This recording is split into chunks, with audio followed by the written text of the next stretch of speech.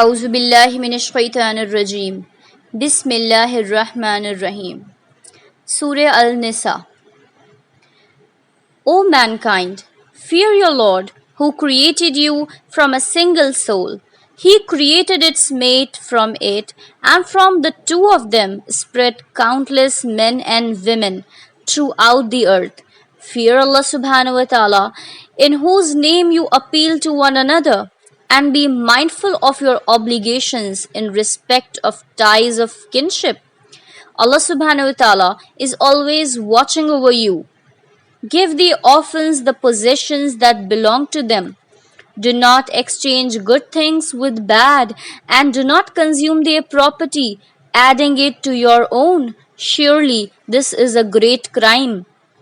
If you feel that you cannot deal fairly with orphan girls, you may marry women of your choice, 2 or 3 or 4. But if you feel that you might not be able to treat them with equal fairness, then only one, or from among those whom you rightfully possess. That is more likely to keep you from committing an injustice. And give the women their dowers willingly. But if they, of their own accord, remit any part of it to you, you may make use of it with pleasure and goodwill. Do not give those who are of immature mind your property, which Allah subhanahu wa ta'ala has granted you as a means of support. Make provision for them out of it, and clothe them, and give them good advice. Keep a close check on orphans till they attain the age of marriage. Then, if you find them to be mature of mind, hand over their property to them. Do not consume it by wasteful spending before they come of age. If the guardian is affluent, let him abstain altogether, and if he is poor, let him have for himself what is just and reasonable. When you hand over their property to them, call witnesses in their presence. Allah subhanahu wa ta'ala is sufficient as a reckoner. Men shall have a share in what parents and relatives leave behind, and women shall have a share in what parents and relatives leave behind, whether it be little or much. This is ordained by Allah subhanahu wa ta'ala. If other relatives, orphans, or needy people are present at the time of the division, then provide for them out of it and speak kindly to them.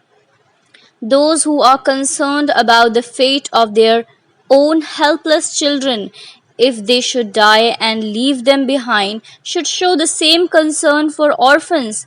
Let them fear Allah subhanahu wa ta'ala and uphold justice. Those who consume the property of orphans unjustly are actually swallowing fire into their own bellies. Soon they will burn in the blazing flame. Concerning your children, Allah subhanahu wa ta'ala enjoins you that a male shall receive a share equivalent to that of 2 females. But if there are more than 2 females, then their share is 2/3 of the inheritance. If there is only one, she will receive the half.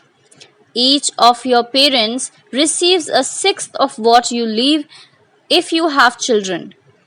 If you are childless and your heirs are your parents, your mother receives a third. If you have brothers or sisters, your mother receives a sixth after the deduction of any bequest you make or the repayment of any debts with regard to your father and your sons. You do not know which of them is going to benefit you more, but this fixing of portions is by Allah subhanahu wa ta'ala, and He is all knowing and all wise.